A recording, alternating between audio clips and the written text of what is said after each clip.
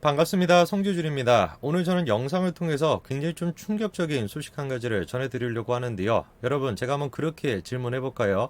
만약에 현재 더불어민주당의 이재명 후보가 박근혜 전 대통령을 존경한다라고 얘기했다면 어떻게 생각을 하시겠습니까? 야, 그 자식 그거 정신이 나간 거 아니야? 그 자식까지는 아니고 뭐라고 해야 되지? 그 인간 정신이 나간 거 아니야? 이렇게 생각하실 것 같은데 저도 마찬가지로 믿지를 않았습니다. 그거 어떻게 된 것인지 이게 굉장히 화제가 돼야 되는데 언론사들이 이 문제에 대해서 침묵하고 있습니다. 지금 영상을 보시는 분들도 제 유튜브 방송을 보고 나서야 이재명이가 그런 얘기를 했다고 이걸 아마 처음 들으셨을 겁니다. 자, 그래가지고 일단 사실관계부터 좀 확인을 해봐야 되겠습니다. 정말로 이재명이가 박근혜 전 대통령을 존경한다라는 얘기를 존경했다도 아니고 존경한다라고 하는 얘기를 했는지 그거부터 일단 확인해 보시죠. 최근에 이재명이가 추진하고 있는 프로젝트 중에 한 가지가 메타버스라는 게 있습니다. 이런 식으로 지금 가상 공간을 활용해서 발대식을 진행하고 있습니다. 뭔가 좀 제가 보기엔 기괴하다라는 생각이 좀 드네요. 그리고 두 번째 메타버스는 말만 메타버스고 버스를 타고 전국 순회를 한다, 이게 있습니다. 그래가지고 이번에는 메타버스를 타고 전주 지역을 방문했다라고 해요. 가가지고 지금 세균이도 만나고 굉장히 화기애애한 분위기입니다. 그렇게 화기애애한 분위기인데 이재명이가 깜짝 발표를 했습니다. 갑자기 뭐라는 겁니까? 전주에 찾아가가지고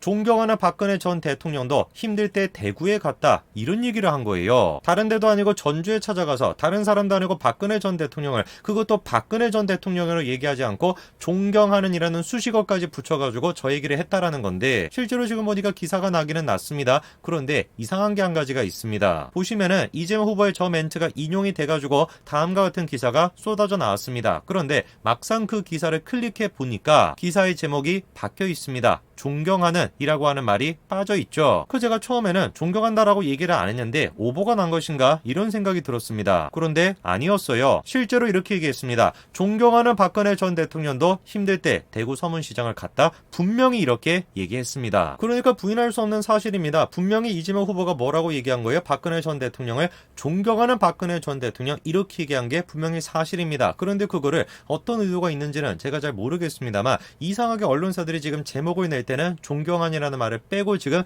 박근혜 요렇게만 지금 냈던 거죠. 오늘 제가 영상을 통해서 좀 얘기해보고자 하는 게 바로 이 부분입니다. 도대체 왜 이재명 후보가 박근혜 전 대통령을 존경한다라고 하는 얘기를 했을까? 그것도 하필이면 지금 시기에 그 얘기를 했을까? 그거에 대해 가지고 좀 살펴보고자 합니다. 사실 근데 이재명 후보가 박근혜 전 대통령을 존경한다라고 얘기하는 게 그렇게 놀랄 일은 아니에요. 왜냐면 이분 자기를 뭐라고 했습니까? 일배충이었다, 이렇게 얘기를 했잖아요. 그리고 5.18에 대해서도 저런 얘기를 했다라고 얘기한 사람이 이재명 후보니까 충분히 그렇게 얘기할 수가 있겠죠. 그러니까 이재명 후보가 원래 저런 사람이었고 원래 보수적인 사람이었는데 대통령이 되고 싶어가지고 어쩔 수 없이 지금 더불어민주당에 들어가가지고 문재인 대통령 밑에 있다, 그렇다라고 치자고요. 그런데 진짜 중요한 건 뭐겠습니까? 왜 하필 지금 시기에 저렇게 속셈을 밝혔냐, 이게 포인트죠. 사실 최근 들어가지고 이재명 후보가 굉장히 궁지에 몰려 있습니다. 특히나 조동현 씨 사태로 인해가지고 굉장히 지금 난처한 상황인데요. 대단한 인재라고 하면서 송영길, 이재명 두 사람이 직접 나서가지고 인재 영입을 해왔는데 경력 조작부터 시작해가지고 사생활 논란이 터지면서 한마디로 망했습니다. 근데 망한 건 망한 것이고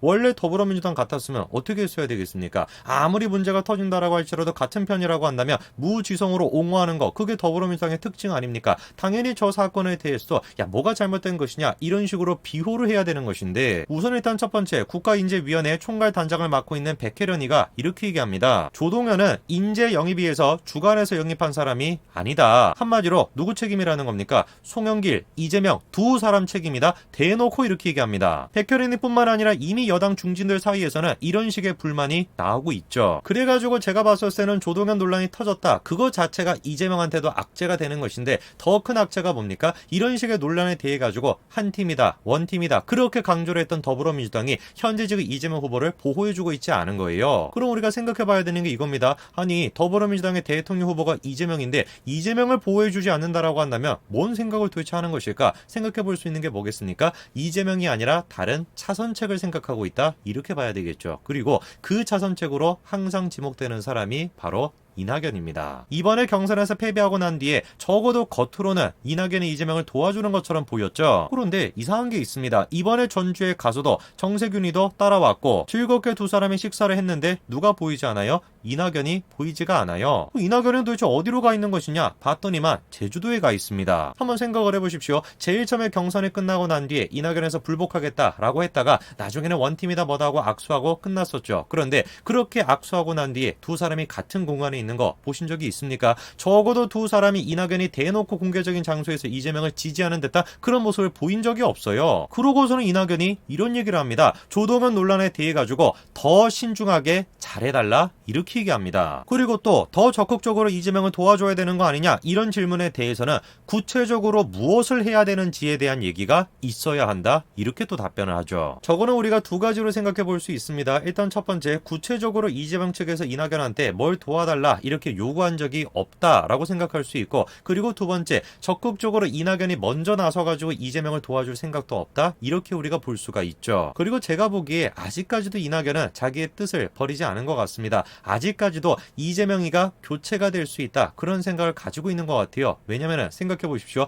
이재명이가 지금 메타버스다 뭐다 하면서 전국을 순회하고 있는데 이낙연이가 어디에 있다라고 했습니까? 제주도 4.3에 가가지고 참배를 하고 있어요. 눈에 띄는 게 한두 명에 따라간 게 아니라 수십 명이 지금 이낙연을 따라가 있습니다. 저는 저게 지금 일단 가장 결정적으로 더불어민주당에서 조동현 논란이 터지고 난 다음에 이재명을 보호해주지 않는 선을 긋고 있는 가장 결정적인 이유다 이렇게 봅니다. 이재명이 언제라도 낙마할 수 있고 차선책으로 이낙연이 설 수도 있다. 이거를 지금 염두에 두고 있는 것이죠. 그리고 그렇게 염두에 두고 있는 사람이 백혜련, 중진들 뿐만 아니라 한 사람이 더 있는 것 같은데요. 놀랍게도 그 주인공이 추미애라는 겁니다. 지금까지 두 사람이 굉장히 사이가 좋았죠. 경선 시작부터 시작해서 경선 끝날 때까지 계속 해가지고 두 사람은 원팀이었습니다. 그런데 최근 들어가지고 이재명이 문재인 정부와 문재인 대통령과 심지어 조국과도 선을 그으려고 하니까 대놓고 추미애가 이재명을 맹비난하고 나선 겁니다. 자, 그럼 한번 정리를 해볼까요? 지난번 경선에서 4명의 사람이 있었습니다. 첫 번째 박용진이 있었고, 추미애가 있었고, 이낙연이 있었고, 이재명이 있었죠. 손가락 움직이는 게 힘드네. 이렇게 이제 4사람이 있었는데 박용진은 원래부터 누구 편이었습니까? 이낙연 편이었습니다. 추미애가 원래부터 이재명 편이었죠. 그런데 가만히 보니까